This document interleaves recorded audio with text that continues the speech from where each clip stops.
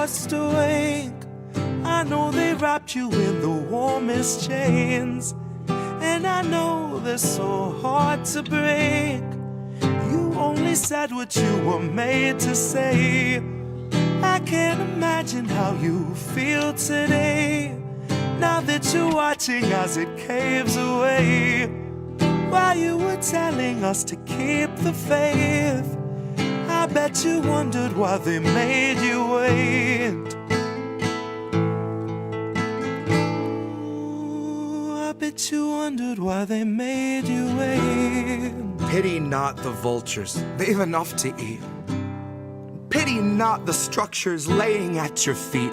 Cannot see the sky, but there's this rainbow in the creek that spells pity-free speech when we can't afford to speak. That's Agenda 2030 on some early release. It's just our policy of never-ending chemical leaks. That's the cholera awash in your embedded beliefs. It's the billionaires who tell you what you'd better believe. And sugar, if you don't agree, then that's what we call extreme. Now if that isn't fascism, I'm going back to sleep, 'cause words have lost their meaning and I'm trapped inside a dream where we turn the gears while living in the spaces in between.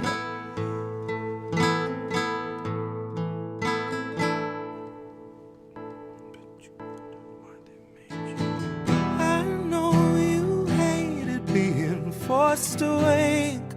I know they wrapped you in the warmest chains, and I know they're so hard to break. You only said what you were made to say. Poor thing.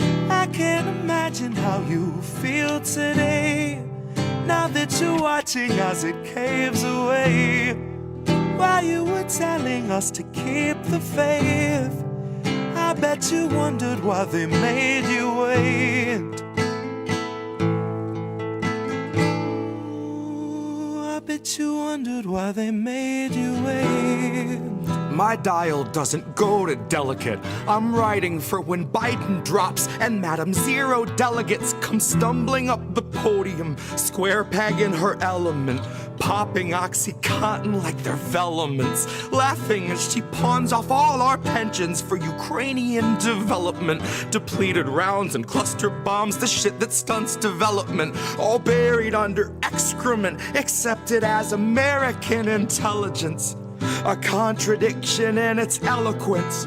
Terms of surrender penned by hands that felt the threat of disconnect, if not dismemberment. Oh, what little proof you have to fake to make a nation love the bomb and change its tune and warp its temperament. Oh, the dues you'll pay for NATO membership. Oh, the things you'll say that no one's ever gonna hear. 'Cause you begged for all the censorship and now it's finally here. And you're tongueless out of terror and friendless out of fear, and about to turn the wheel with all your loved ones in the gears.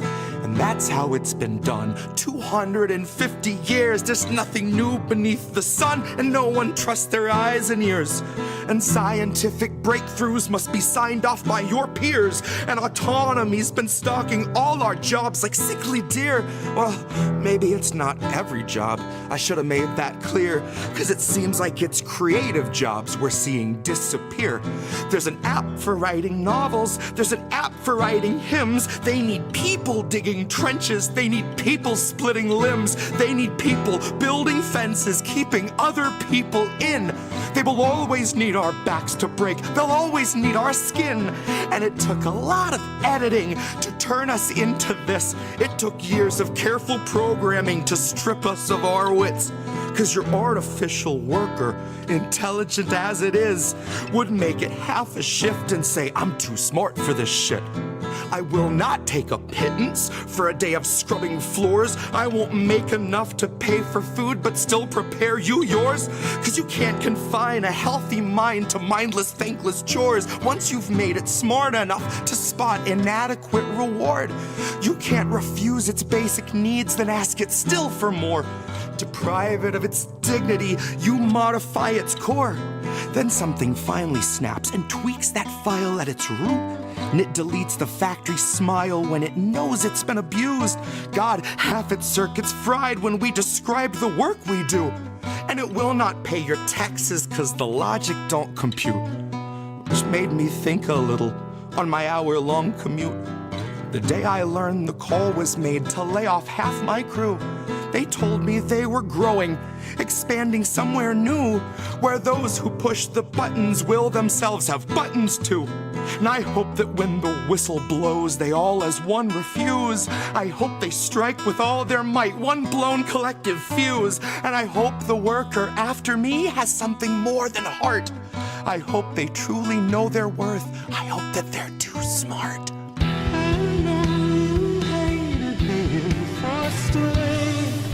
I know they wrapped you in the warmest chains. And I know they're so hard to break. You only said what you were made to say. I can't imagine how you feel today, now that you're watching as it caves away. While you were telling us to keep the faith, I bet you wondered why they made you wait.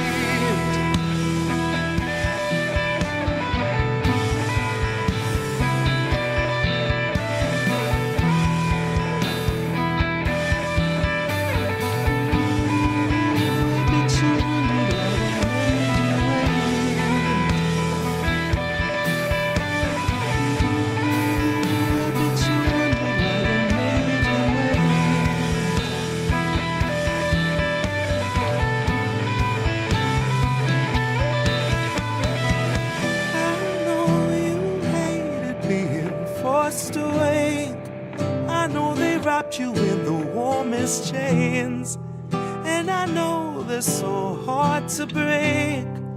You only said what you were made to say. I can't imagine how you feel today, now that you're watching as it caves away. While you were telling us to keep the faith, I bet you wondered why they made you wait.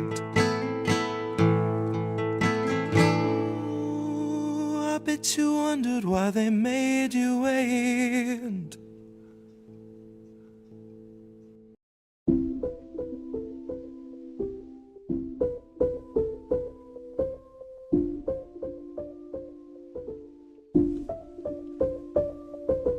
They won't let you go, set you free, send you home. Wait, please say you know what you need is what you owed, and they won't let you go, set you free, send you home.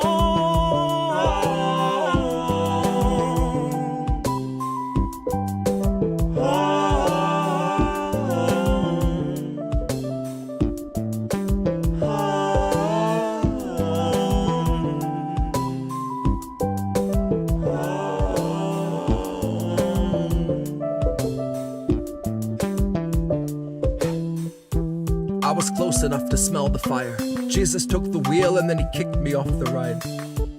I was busy shouting at myself from in the crowd, about to throw down and drag myself outside. I had to give myself the business. When I show myself forgiveness, it goes right between the eyes. Was looking past my shoulder, never focused on the prize. I stalked myself through burning sand the better part of 40 nights.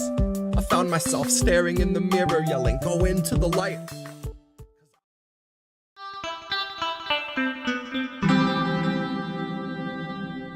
Who are these people? Who are these people? What's up, everyone? It is Sunday night, and it's How Do We Miss That? Because it's Indy over here and it's Reef over there. Well, technically he's in Florida and I'm not in Florida. I'm in an undisclosed location, but as usual. But yeah, we're here to do How Do We Miss That? Because again, it's Sunday night and everybody's here to hang out and watch that, and we're grateful for that. Looking forward to it. Some of the friends are already making their way into chat, which is awesome.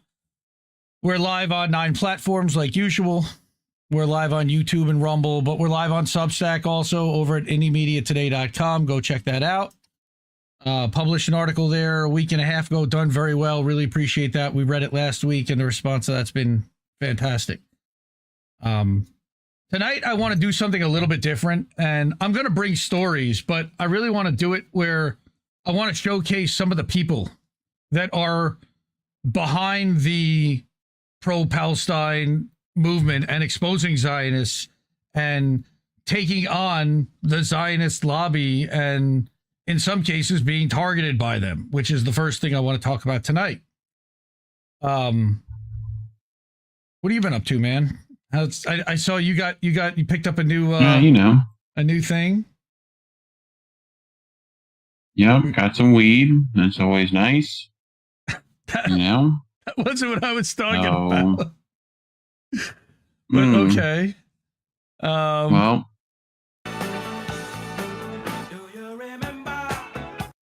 yes. Do you remember? Well, it was a cloudy day, but today was actually not so cloudy. It is the 21st.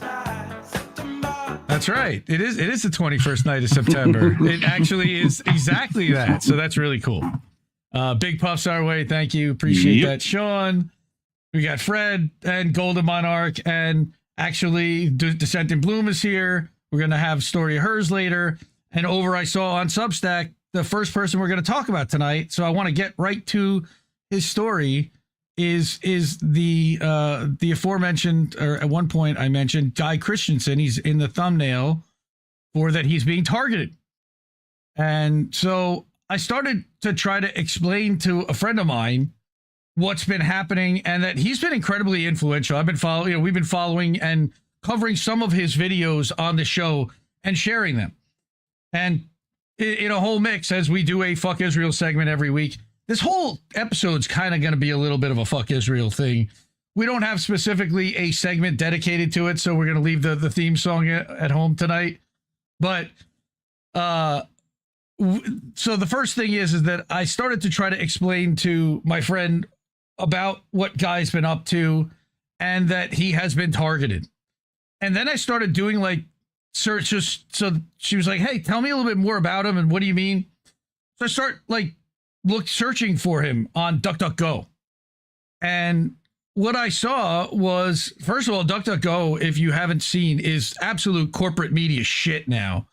And most of the results that they're returning at this point are Zionist friendly and corporate media friendly, which means you're going to get a certain narrative. So I decided to plug his name into DuckDuckGo, and I'm going to share with you what I found.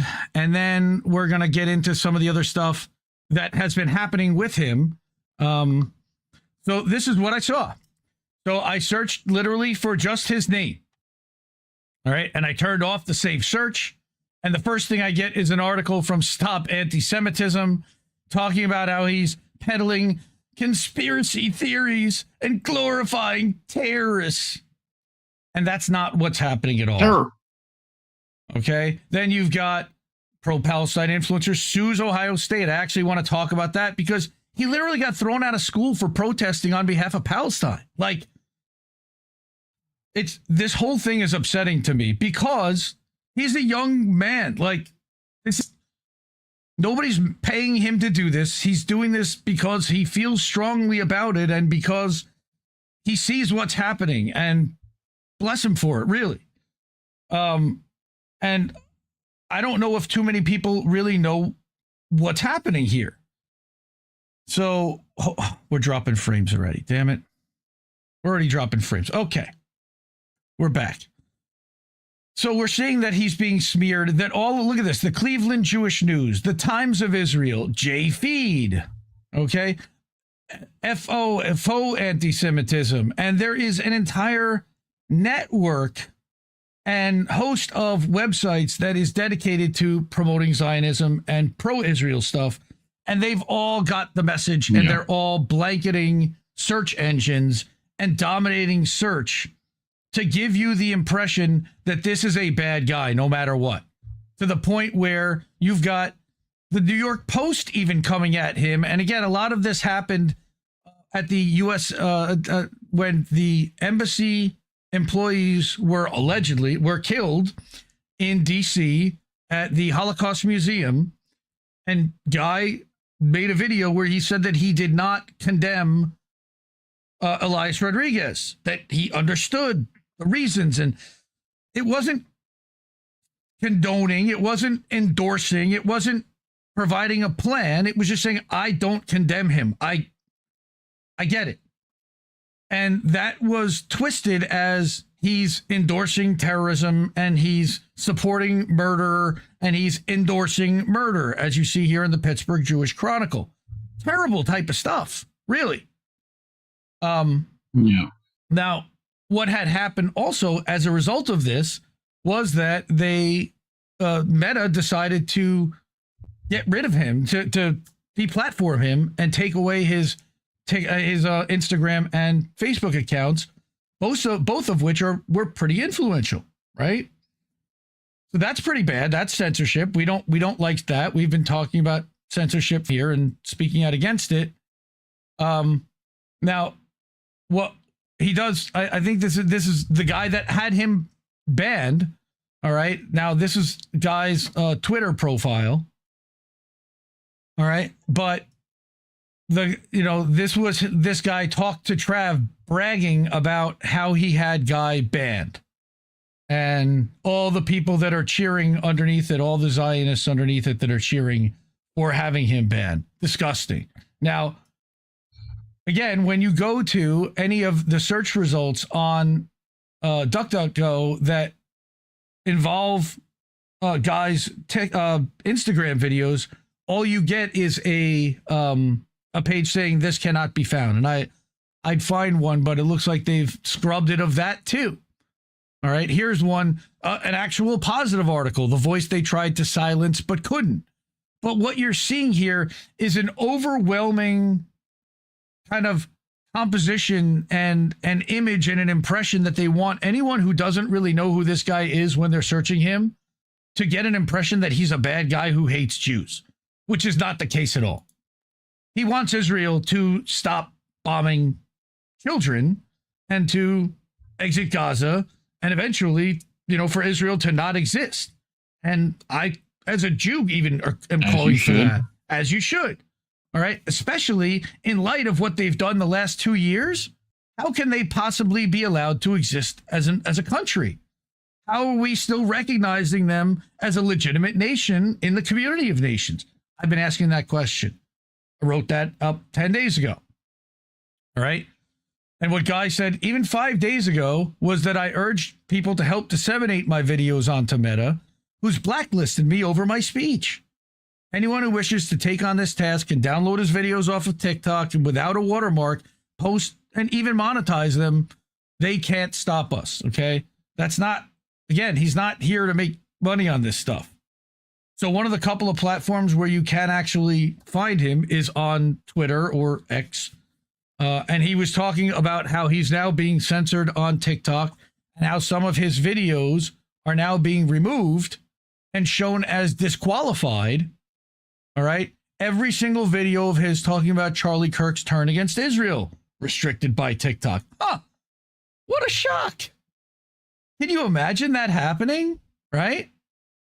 Okay. Yep. Now, on top of that, so this is his TikTok account. All right. 3.5 million. I guess he went from 3.4 to 3.5 literally since I saw this earlier today. So congrats on hitting 3.5. And you can see that his videos are influential and have impact, like more impact than a lot of mainstream corporate shows do. 1.9 million views, 3.6 million views. I mean, those are the pinned ones, sure, but which normally makes me pretty suspect, but even but not when he's talking about what he's talking about, because they're trying to silence him off this platform. All right. Sure. All right. He's talking about how a TikTok deal's been finalized with China. So now you've got Larry Ellison getting more involved. All right. Then you've got even Twitter is messing with him now. So all his videos criticizing Israel have been removed from the FYP by TikTok. But now even Twitter won't let him post. Like, he wanted to post a certain video, which you can find him on at his Substack. That's where all the stuff is actually able to be found. And I'll put the link for that in a second. But the biggest thing that's commendable and I think that Israel is upset about, on top of his exposing Zionism and calling out what's actually happening there to a large platform, is he's raised over $350,000 to help feed Palestinians in Gaza. And that, again, makes Israel look pretty bad. When an American can help do that from here, that's impressive. All right. Now, I mentioned earlier that he got expelled from school, to the point where the ACLU has now filed a lawsuit challenging Ohio State University's violation of the student free speech and due process rights. So we'll see what remains. We'll see what happens with this. I hope he ends up at some point reinstated and allowed to go back to school. I don't know if he would even want to go back to Ohio State University after the way that he was treated. I'm glad that the ACLU decided to stand up on his behalf and challenge what Ohio State has done, because obviously they're succumbing to pressure from this smear campaign. And that's literally what I find this to be, a coordinated smear campaign going back to October 7th. And I have other stuff, in my research, and I didn't bring the links here, but Guy talked about that after October 7th, he was doing videos, and in November, he was actually approached by the Israel lobby and offered money to make videos on behalf of Israel. So we found that interesting and exposed that and published those emails and decided to go the other way. Then we've also got, there are just so many websites that are out there. And honestly, if that were going on against me, I don't know how I'd handle it, but I would say that he's handling it incredibly well, considering. And he's fighting back in the best way that he knows how, which is to help raise money and continue to expose what's happening here. And I just thought that his story deserved a little bit of light and a little bit of conversation on its own. I don't really see too many people. I see a lot of people sharing his videos, but taking an interest in what's happening around him and how he's angering the Zionist lobby and what they're doing in response to it is also a lesson in, if they can do this to him, they can do this to anybody they decide to set their sights on. So that's my 2 cents on, so fuck censorship, fuck Israel for that. The Trump administration has been in full support of all of this. The pressure that they've been putting on universities to censor free speech and to censor pro-Palestinians, the way that they've been sweeping, pro-Palestine voices that are immigrant off the street and putting them into ICE detention facilities. And now again, you've got them taking over the Zionist lobby, taking over TikTok, which was one of the few platforms they could not really control. We talked about this going back 2-3 years ago, that even though, yes, there were people from the State Department and CIA working at TikTok, at ByteDance, and that their stuff had gone through Oracle servers going back even then, that still the ratio of pro-Palestine posts to pro-Israel posts on there was 10-1. And that was why Israel decided TikTok had to be taken down. So, which if you follow the articles of Alan McLeod, it was already pretty controlled. So I'm going to show, some people might get a little, I'm going to show, this is his Substack. So Guy Christensen, it's called yourfavoriteguy.substack.com. Again, he makes TikTok style videos that he also publishes over here to Substack, over to Notes, and to his own articles that he publishes on a daily basis, to his posts that are here, video posts. So I wanted to show his publication that he writes to, that is the best place, that and his link tree, which you can find here, are the best places to find him on here, to actually hear his voice and not what anybody else is saying about him, but hear it directly from the person himself, which I'm always an advocate for. So we're not quite being smeared like that and targeted, thankfully, but we are certainly demonetized by YouTube, and a lot of places aren't monetizing us. We don't really want the platforms to necessarily get the money that are funded by VC. So what we ask is that if you're able to contribute and want to fund the media you want to see, Cash App, $ Indie News Network comes right to us. ko-fi.com/Indie News Network. PayPal.me/Indie News Network. Then we've got our self-hosted website at indienewsnow.com. That's an aggregator of a whole lot of different news sources into one place. And we also live stream there and self-host. And then you've got live on Substack at indiemediatoday.com, again, where we're live right now. Hello to everybody over on Substack, and at innnewsletter.com, which is the network for Indie News Network, the network's newsletter where we put out a weekly update and other shows go live as well. So that's getting stuff kicked off. Again, there's some solidarity there. You know, whatever we can do. If there's anything that he can tell us about what's happening to him and wants us to share, we can certainly do that. Delete everything and remove everything from TikTok, because TikTok is beyond dead, is what Dissented Bloom is saying. That's one way to go, sure. And then Sean says that he truly supports us and others because of our steadfast willingness to speak the damn truth. Thank you.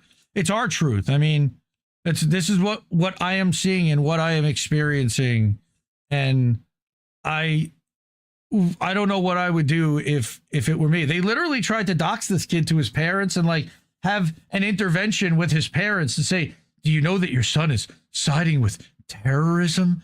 And thankfully, I'm hoping that his parents and everybody standing, kind of rallied around him realizes what's happening here and why he's being targeted, and that that there is a network of supporters and people around him that are behind him. And yes, Fred Edward, free Palestine, for sure. All right. So that was our first story. The next one I want to talk about, the next outlet and people I want to talk about are the people over at Declassified UK, who've also done some phenomenal work. They're actually Indie Media Award honorees. For those who don't know, we actually created a whole website called the Indie Media Awards over at Substack that kind of showcases who we found to be the most consistent and anti-Zionist and anti-imperialist outlets and live streamers and journalists over the last several years. And one of the first outlets we chose, and we in the first class, was Declassified UK. All their links to be able to support them are there. You can find them right there. And that's all this is just a page dedicated to how you can find them and that they're great. And those are illustrations by Zago Brothers. So shout out to Lucio Zago. So they've been publishing quite a few stories lately, and I thought it had impact. One of them was this one from John McAvoy, who's one of the top editors over there now. And he writes that we obtained a list of Israelis who received military training in Britain. Many of them are now directing operations in Gaza amid the genocide, and now Declassified publishes the list for the first time. And again, this is John McAvoy over at Declassified, and the list is over here. At least 32 Israeli officers trained at RCDS, including numerous senior figures. Then you've got 6 Israeli soldiers also trained at the UK Military College in Oxfordshire. And as many as 4 Israeli soldiers are still training in Britain despite the ban. Well, that's apparently now changed, and they're no longer training there. That's one of the things that's happened as a result. So that's one thing that I wanted to point out. So go read this short article over at Declassified UK. All right. Britain trained Israeli soldiers fighting in Gaza. Declassifieduk.org is their website. And all of these links, by the way, will be in the Substack article dedicated to this episode over at IndieMediaToday.com after the episode's over. I also wanted to bring this video from John McAvoy because he testified at the Gaza Tribunal. And I mentioned the Gaza Tribunal a couple of times. They've done this a few times. And I am a big proponent of having a tribunal-style Nuremberg trial. And the way that that gets started is with something like this, where you lay out the template for what that's going to look like. So John says, last week I testified at the Gaza Tribunal about how Israeli soldiers have been training in Britain throughout the genocide. The Telegraph now reports that Israelis have been barred for training in the UK. So here's his testimony. It's 2.5 minutes long. I wanted to play this, and hopefully Reef can hear this. I now want to turn to Israeli military officers training in Britain throughout the genocide. After months of stonewalling from both Conservative and Labour governments, we discovered that Israeli army officers have been allowed to train in Britain since October 2023.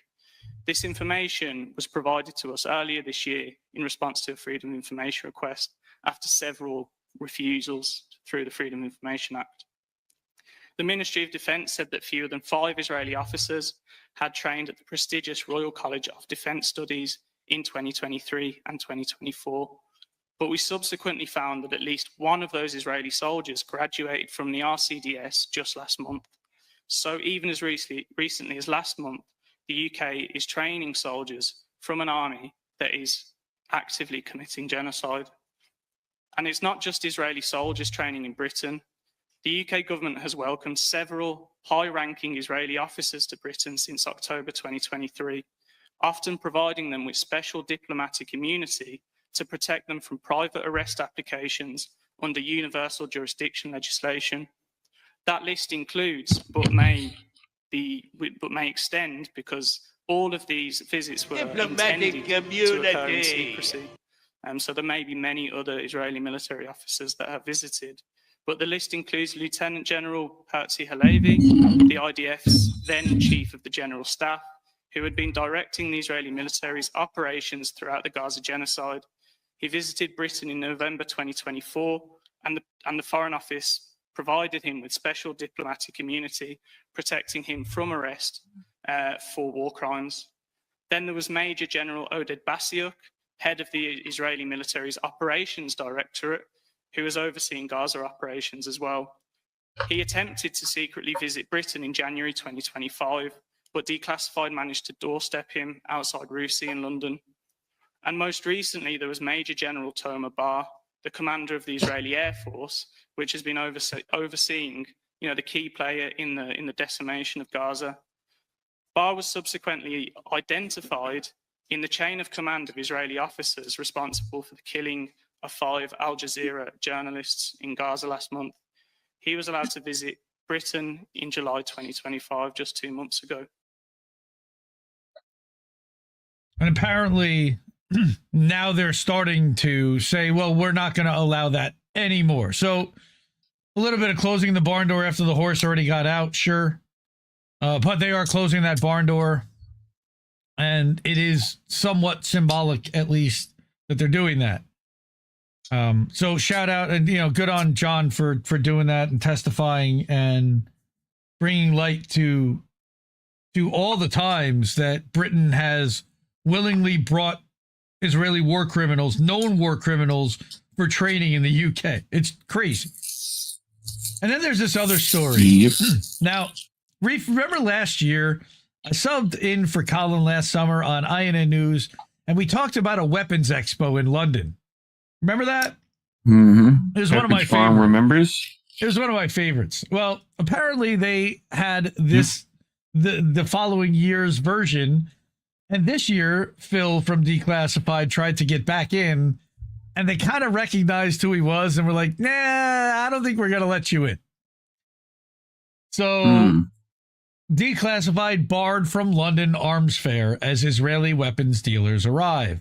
Because last year they asked, are these going to be used in Gaza? They would literally walk up to weapons contractors and people that were kind of showcasing a certain weapon and ask, are these going to be used in Gaza? How many kids are you planning on killing with that? Like, and they got thrown out pretty quickly.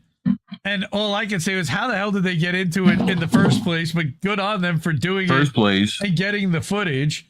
I remember Max Blumenthal trying to do the same thing to an expo here in DC, but these guys were the first to try to do it. And now we've got a major arms fair has been criticized by press freedom groups for refusing to let Declassified enter the event, being held for the first time since Labor took power. Okay, the biennial. Okay, so it was 2 years ago already we did that? Wow. Defense and Security Equipment International's trade show is hosting over 50 Israeli companies this week at London's sprawling Excel Center, despite canceling plans for an Israeli government pavilion. Jesus. Wow. Just taking over. Just genocide airs everywhere. Exhibitors include Rafael, a missile manufacturer wholly owned by the Israeli state, and private weapons firm Elbit, we know them very well, which supplies 85% of the drones used in Gaza. It marks the first time Declassified has been denied media accreditation, having attended the last two DSEI events. Those took place under conservative governments in 23 and back in 21, when we questioned defense ministers about arms sales to Saudi Arabia. Reporters Without Borders, who we have our own issues with, said that the decision to block Declassified this year was worrying, anti-democratic, and suggests there's something to hide. You think? You think? Talk about the mother of all understatements. And I don't know if that's Rebecca herself, Rebecca Vincent, or someone else from Reporters Not Borders making that statement.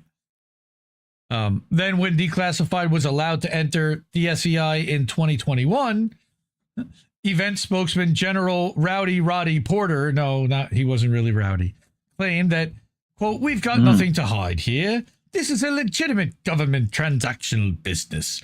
That's because you weren't actively funding a known genocide at the time." DSEI is organized by the company Clarion Events, but relies on close cooperation from the UK's Ministry of Defence, Foreign Office, and Trade Department. But I believe it's also funded by Turkish billionaires, if I remember correctly. The Excel Center itself is owned by wealthy Turkish billionaires. Defense Secretary John Healey and Military Chief Richard Knighton are due to give keynote speeches at the event. So it's literally the merger of private military contractors owned by a foreign country and the Defense Secretary of the United Kingdom. Sure. Nice. There's no separation there. Both men were recently doorstepped by Declassified, meaning that they were chased down the street into whatever building they were in and questioned over their intelligence support for Israel, which might explain DSEI's decision to block access. Yeah, you think? Clarion provided no reason for its refusal because they don't have to, emailing Declassified at 4:30 p.m. yesterday to say, "We regret to inform you that we're unable to accept your registration." That's pretty funny. Declassified had registered back in April and repeatedly chased the organizer, Solomon Hughes, an investigative journalist with Private Eye magazine, was also denied access, by the way. All right. And there's the story about, we've got nothing to hide here. And there's more about this story. All right. So that's another story that Declassified having an impact because they're now being barred and exposing the fact that the people that are asking the hard questions aren't allowed in the building anymore. And then we've got another guy who has gone through so much. And they did an interview earlier this month. Hamza Yusuf writes for them and did an interview with Al Jazeera's Wael al-Dadu, who you may or may not remember. He lost his son famously to a bombing in Gaza, who they both worked for Al Jazeera. And he basically got his press vest on and went back out like the day after. This was actually during the funeral of his son Hamza.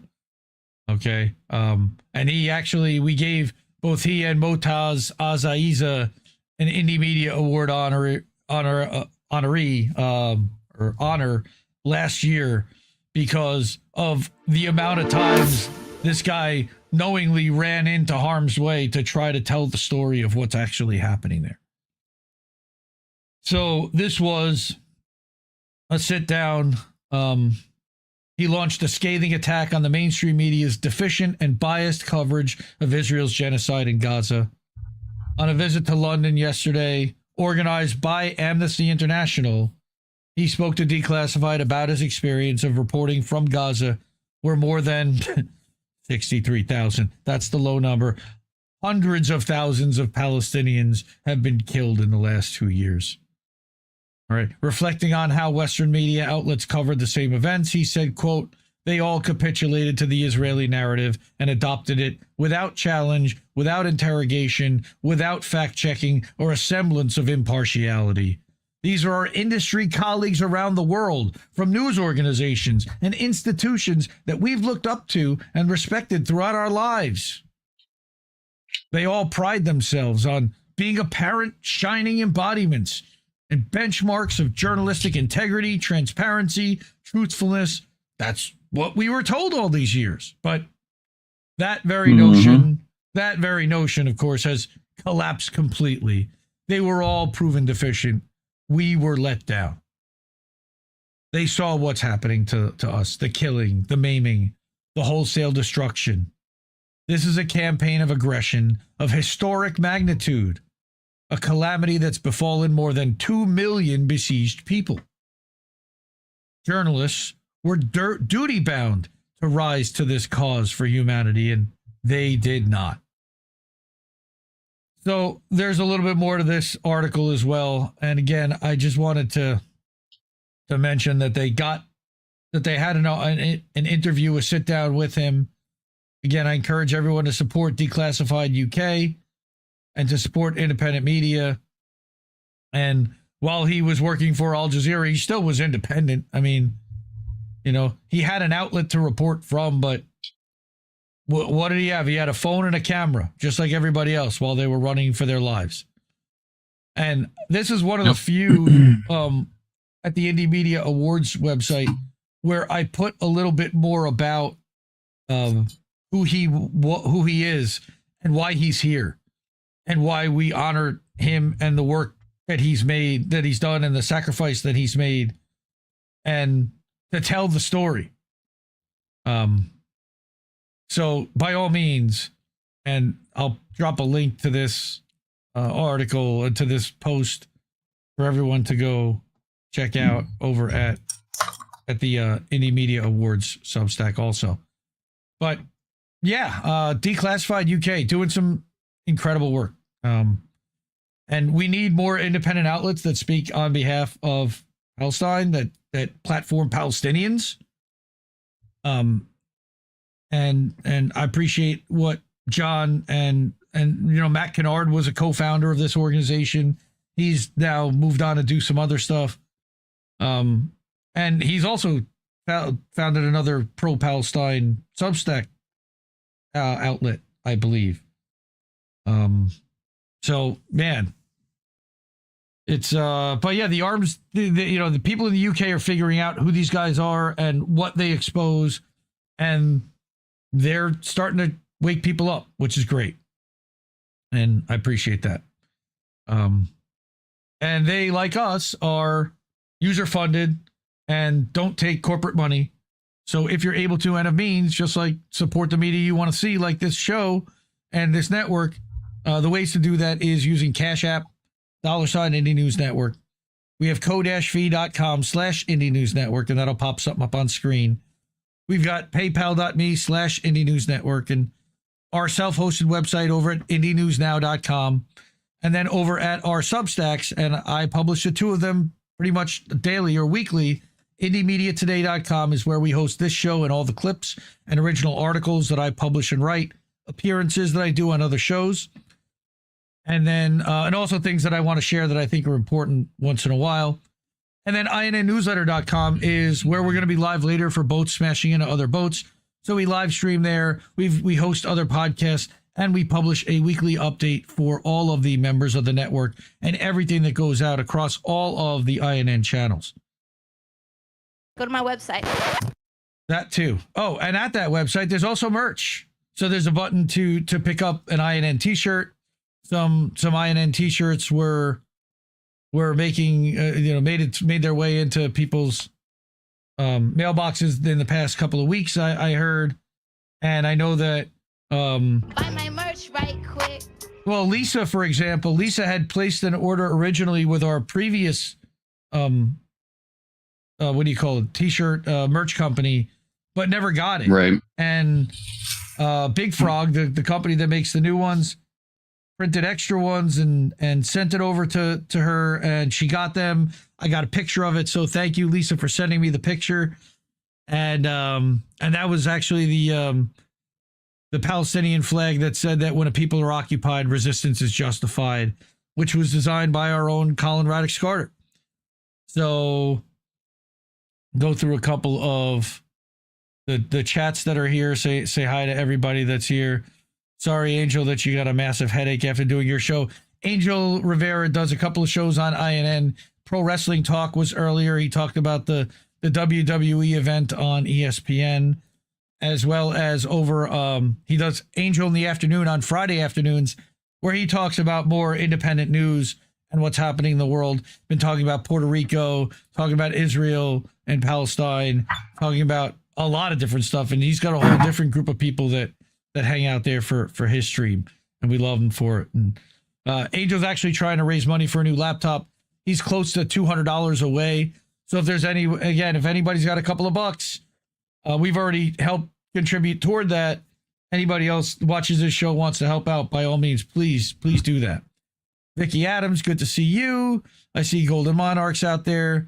Desert Mantis. Not sure who Michael Saylor is. Michael Saylor is a horrible investor, grifter, Bitcoin evangelist, a Bitcoin maximalist, whatever you call it. A guy who said never sell your Bitcoin. And he runs a company now called Strategy, a publicly traded company, which their entire strategy is to buy Bitcoin. Oh, check out that merch. Check it out. Oh, Reese wearing a beanie. Look at that. Let me go. Look at that. Oh, he's heating up his dab rig right now. So we're going to get a nice fat dab out of that too. So yes, you can get an INN beanie over at the merch store too. You go to indienewsnow.com, click on the merch store, and you can pick up one for yourself. Okay. How we doing? All right. We're doing really well on time. This is good. Because this one, you know what the difference is between you and me? I make this look good.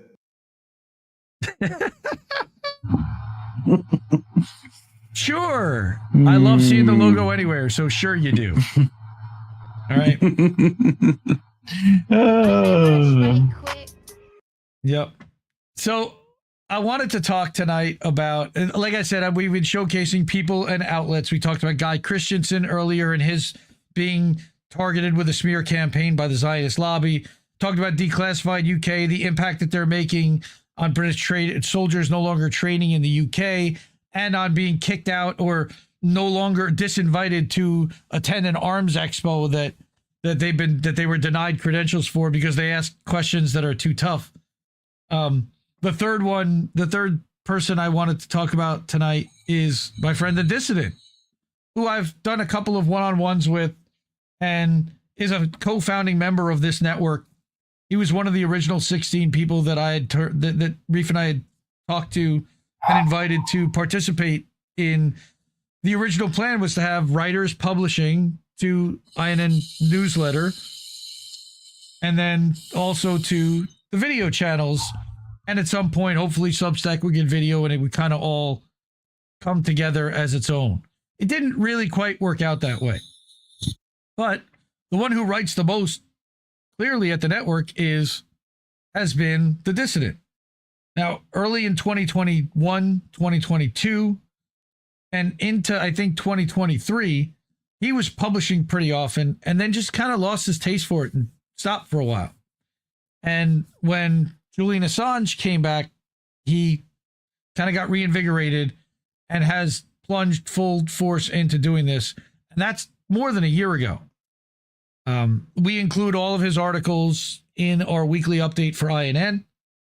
And I wanted to bring just a few of them because this week I feel like he's been kind of on fire and really hitting the right tones and not falling for the distractions and trying to bring what's really happening daily out to people that, you know, so that they're getting a counter. And I can tell you, he posts a link to all of his articles over at Racket News Chat, you know, over at Taibbi's publication.